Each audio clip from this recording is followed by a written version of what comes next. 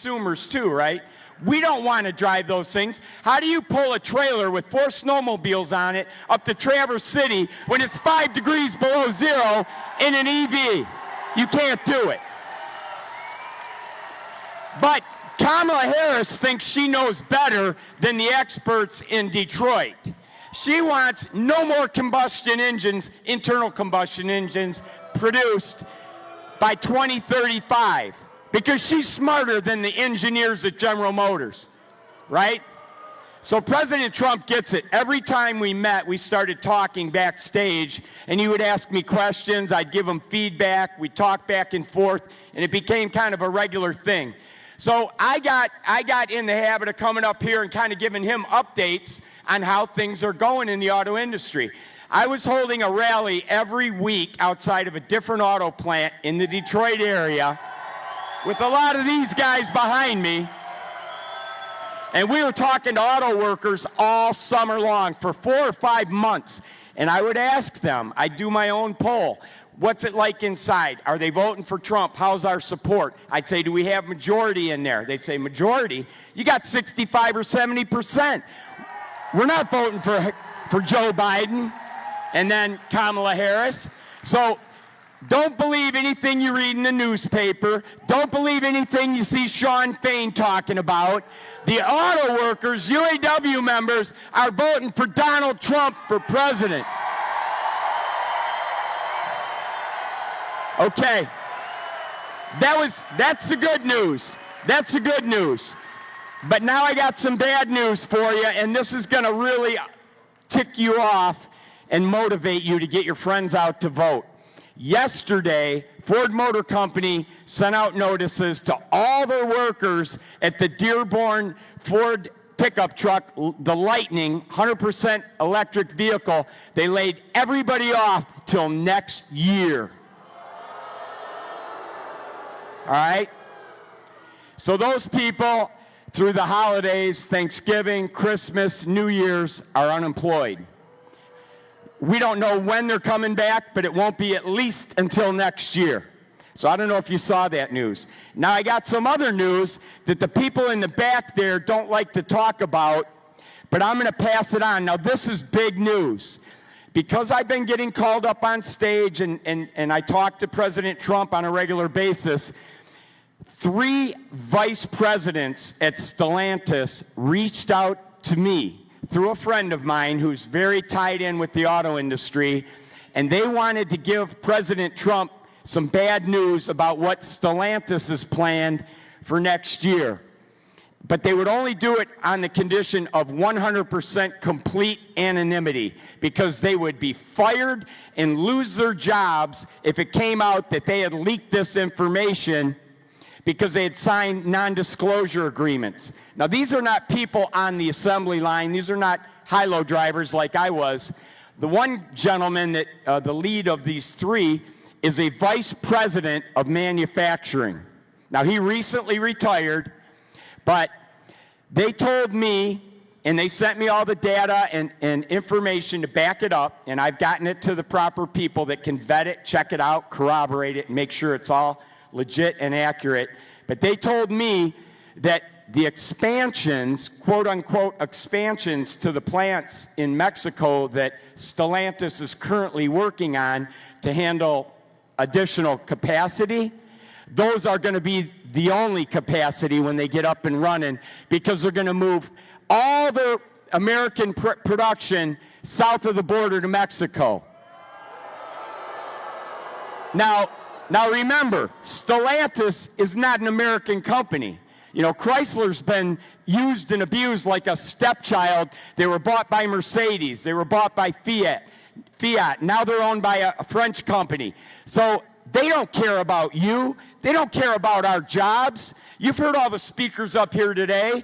Every job in the Detroit area relies on the auto industry. But a French company that owns Chrysler is about to send all the Chrysler production to Mexico.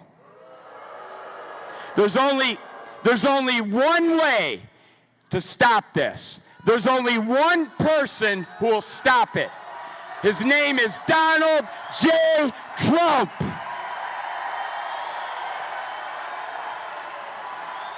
So I'm asking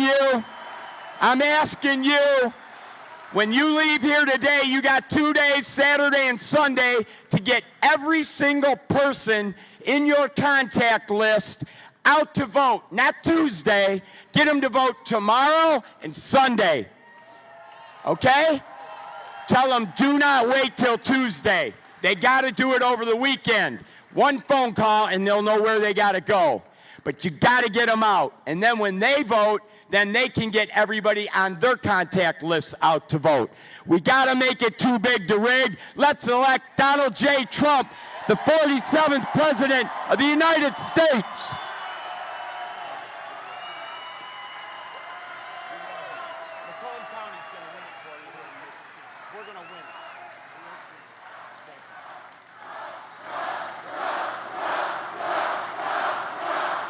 He's a hell of a guy.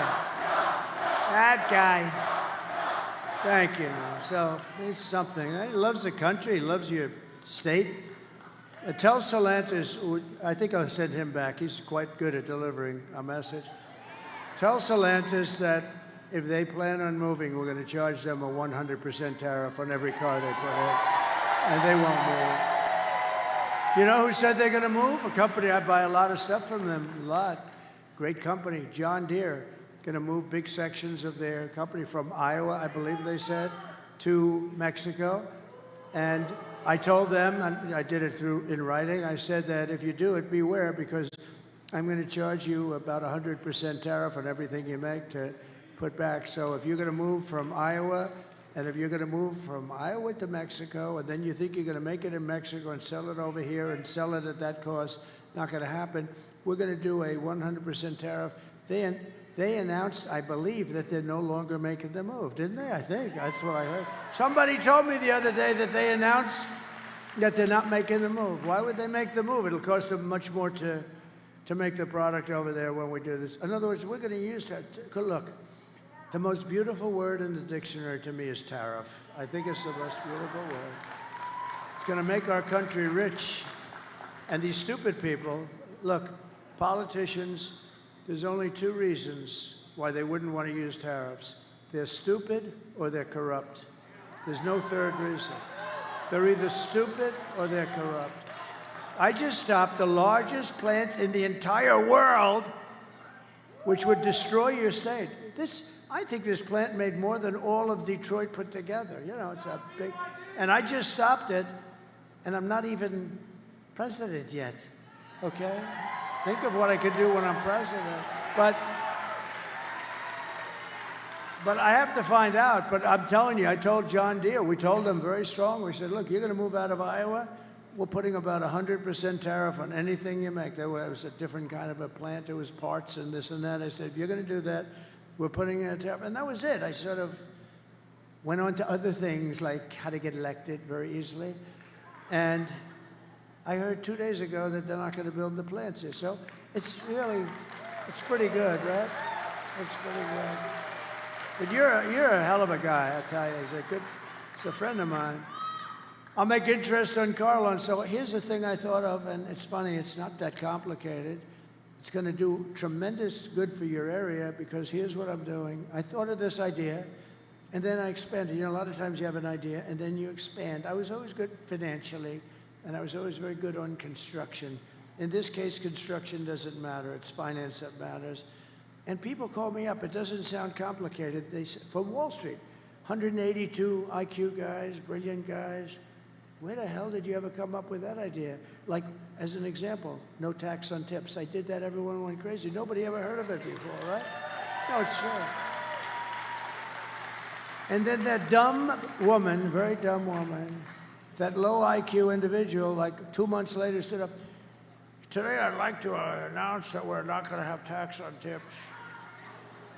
And she got booed out of the place. You know, it didn't work. You never heard a second. Nobody talked about it after that, because she was so. You know, I don't like. I mean, the one problem with what I do is, I do it and then somebody else copies you, but they don't have the brain power to get it done. So I had this idea, but then I had a better idea using the first idea. But it's all pretty simple. I'm going to make interest on car loans fully tax deductible. That's it, right? And people said, where the hell did you have a car? Isn't it funny? It's like the paperclip, you know? Years ago, long before you, youngster, years ago, somebody came up with the idea of the paperclip. I think 129 years ago, a long time ago. And he had a little piece of steel, metal, whatever. He bent it around, and start selling it. And everybody saw it, and they said, why the hell didn't I come up with that idea, right? The paperclip. But this is sort of like that. So that's fully deductible. That's going to be unbelievable. But here's the problem. I don't give a damn if they buy a car in Japan or China or South Korea. What the hell good does that do for us? So then I came up with phase 2 of the same idea, fully tax deductible, but only if the car is made in the U.S. Wow.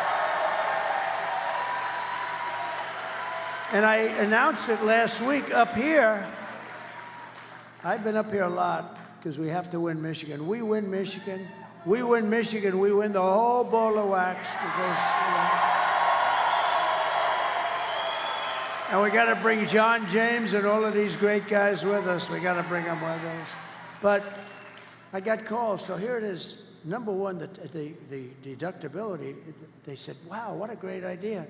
But then number 2, you only get it if you make the car in the U.S. I can't say here, but we'll try steering them to here because I would love, you know, they've been talking about a renaissance and a rebirth for Detroit for 45 years.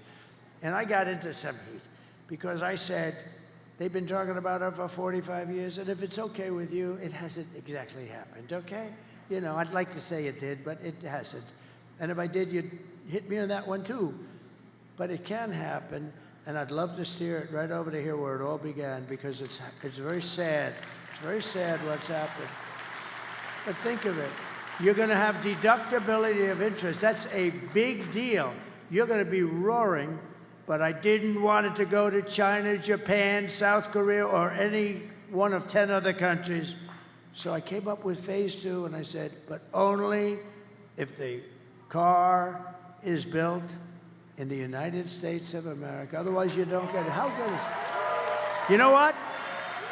That in itself will spur, I mean, you will be spurred onward to bring back millions of jobs. We will give our companies the lowest taxes, the lowest energy costs, the lowest regulatory burdens, and free access to the best and biggest market on the planet. Remember this, you're not going to have a best and biggest market soon. Your market's getting evaporated by incompetent people that are leading it. One guy who has to go to bed at 4 o'clock in the evening, and another woman who's actually not nearly as smart as he is. Would you believe this? But only for those who make their product the same thing. This is on a bigger scale than the autos. You can build your plant here, and we love you. But if you don't build your plant here, you don't get the tariff, you don't get the tax cut, you don't get it. You have to build your plant. And these guys at Wall Street that are very brilliant guys, they call me up, this, who the hell gave you these ideas? And yet, you know, it's just like, I always say it's like the paperclip. People don't think about it, but think of the idea that deductibility, that's gonna make it great.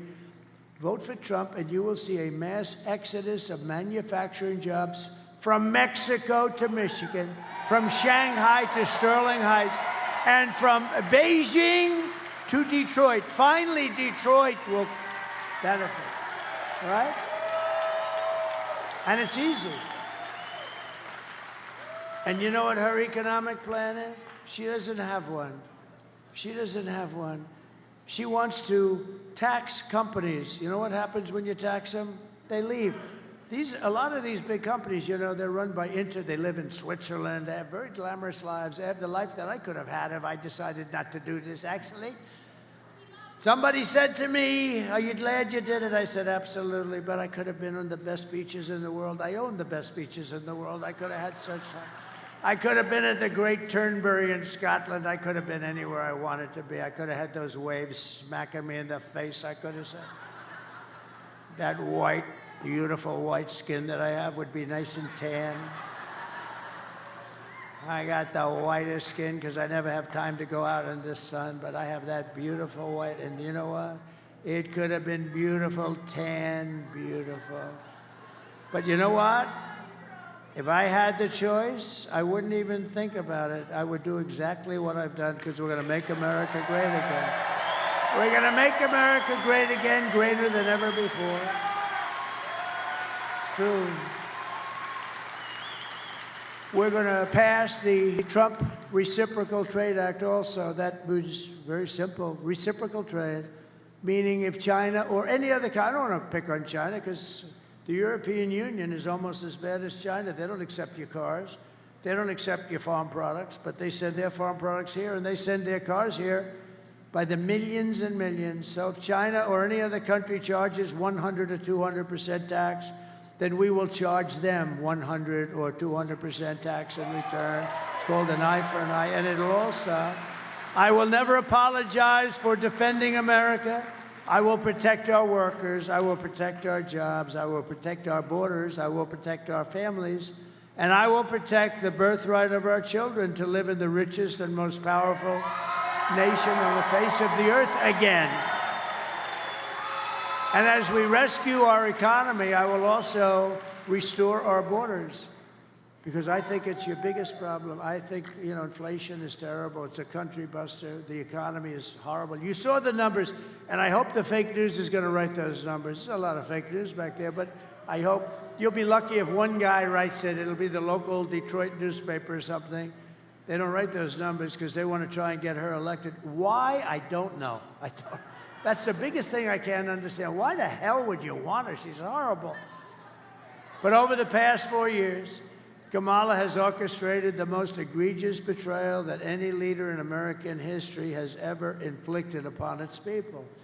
She has violated her oath and eradicated our sovereign border, totally eradicated our border, and unleashed an army of gangs and criminal migrants from prisons and jails, insane asylums and mental institutions from all over the world, from Venezuela to the Congo in Africa. Congo, a lot of people coming in from the Congo. And you know where they live in the Congo? In jails. They're emptying their jails into this country. But they're doing it all over the world, in Asia, in the Middle East, and in South America. Venezuela's released big portions of their jails into the United States. And I'm surprised they haven't done more yet. They will. It's going to all come in. You'll have 100%. But I would have done it faster than them. I would have done it if I were them. Why would I keep these prisoners for 60 years? The killers and murderers and drug dealers and everything else. They've released them all into the United States. And you know what? Their crime has gone down by 72%. They've gotten their crime. They've gone into their cities, Caracas and cities, and they've taken the gangs and they've removed their gangs and they've put them into your country. Can you imagine? And this woman and this guy, but she was in charge of the border. Remember, she was in charge of the border. He put her in charge of the border. She is the border czar. She doesn't want to say that because it's been so bad. And by the way, the Border Patrol endorsed me a few days ago with the strongest endorsement they've ever done. They actually said, I'm the greatest president in the history of our country. I said, are you talking about the border? They said, no, the border too. You're the best we ever had in the border, but you're the best president in the history of our country. And then I said, does that include Abraham Lincoln, George Washington? Does that include everybody? How about Lincoln, Washington? You know, we had some pretty good ones. We had some pretty bad ones too. A couple of that we just had. Here's the good thing. Jimmy Carter's just turned 100. He's going to be a happy man. He's so thrilled because his administration looks totally brilliant compared to the Biden-Kamala administration. So Jimmy is a happy man today. He's led a brilliant administration by comparison. Today I want to hear, and I want you to hear from a mother just made 2 days ago who suffered gravely because her daughter was killed by an illegal migrant that would have never come in under the Trump policy. And she said that, would have never come in. We have open borders. These killers are coming in at levels that nobody's ever seen. Please watch. Sunday night, I asked her to not stay up super late because of her coming to work with me in the morning to do her summer school. She said, okay. I told her good night and I love you. I went to bed, not realizing that that was going to be the last time I saw her. We're best friends. Yeah. We're going shaking again. I woke up to notice she wasn't in her bed. I'm in my heart trying not to lose my mind because I don't know where she is. I finally remembered her phone had a location on, and her phone was pinging just 2 minutes down the road, right behind the skate park. I start driving to the direction the phone was being pinged at, and I see a couple cop cars with lights on. I see yellow tape, and immediately my heart drops and sinks to the bottom of my stomach. My daughter's hands and ankles were both bound. She was strangled to death, left with no pants. And I know in my heart, she fought incredibly hard. She was not going down without a fight. We begin with two men we're learning are charged with capital murder tonight, accused of killing a 12-year-old girl. Police say these men strangled her before dumping her into that creek. Both men were in the country illegally. Apprehended, then released by Border Patrol less than 3 weeks before Jocelyn's death. The men accused of killing Jocelyn Nungare are affiliated with the gang known for brutal violence. Kamala Harris was in charge of immigration in our borders. If we had better border policies and not open borders and not these catch and release policies, I truly believe this all could have been prevented. Under her being vice president of this country, my daughter's life was ripped away from her. She had her entire life ahead of her. Happy birthday, dear Jocelyn.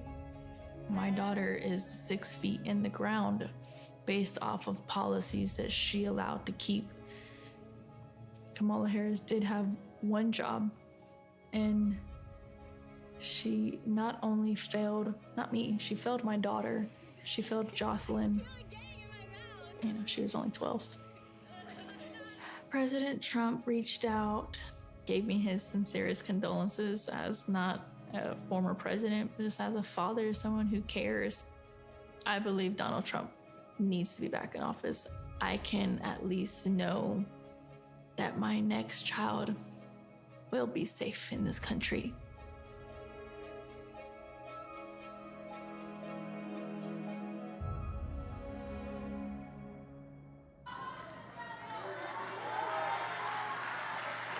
That's what we're allowing into our country. The day I take the oath of office, the migrant invasion ends and the restoration of our country begins.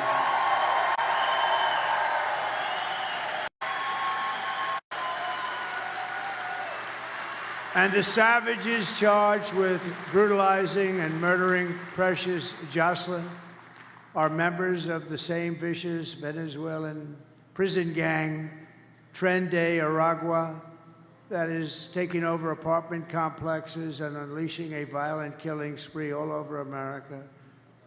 You probably read in Aurora, Colorado, and I think Colorado's got to vote for Trump because what's happening in Colorado is unbelievable. They're taking over the state. The radical left governor has no idea what to do. The United States is now an occupied country, but it will soon be an occupied country no longer.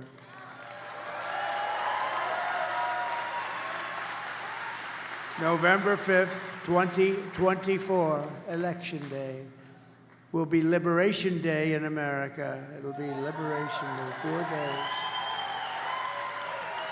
On day one, I will launch the largest deportation program in American history. I will rescue every city and town that has been invaded and conquered. These towns have been invaded, and these towns have been actually conquered. Think of it, we're talking about the United States of America. And we will put these vicious and bloodthirsty criminals in jail, or at a minimum, kick them the hell out of our country and fast.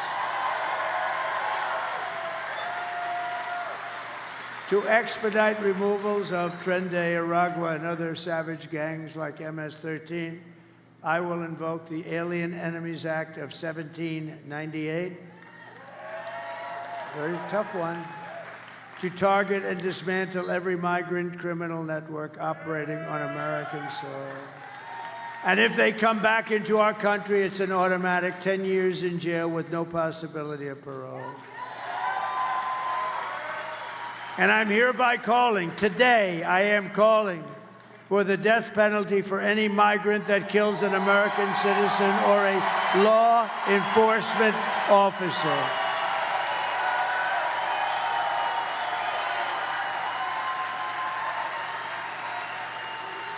And I will immediately ban all sanctuary cities in the United States of America. They're sanctuaries for criminals. Despite all the damage she has caused, Kamala has spent the final week of her campaign comparing her political opponents to the most evil mass murderers in history. 3 days ago, Joe Biden called our supporters garbage. Said we were garbage. It's not nice, is it? Not nice, Joe. It was so bad that the White House stenographer was ordered to change the transcript. That's like 60 Minutes taking out the answer to a question. Did you see that we sued 60 Minutes and CBS yesterday?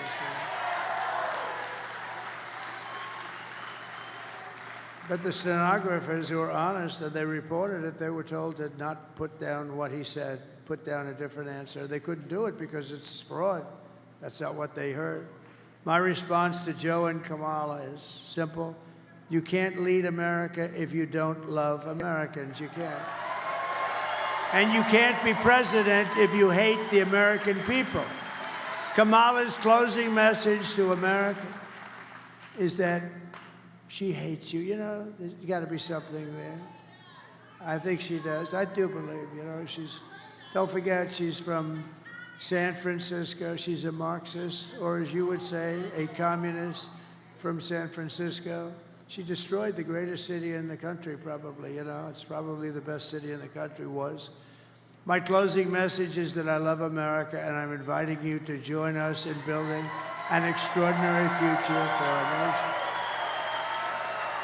My oath of office is an oath of allegiance to you, the American people, and I'm asking for your vote, but I want you to know that whether or not you vote for me, when I win, I will fight for you with every breath in my body. I will.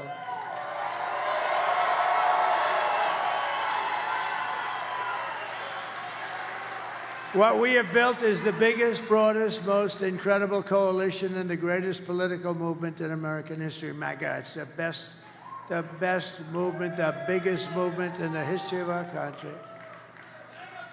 I told Joe, I said, Joe, it means make America great again. It's okay, Joe.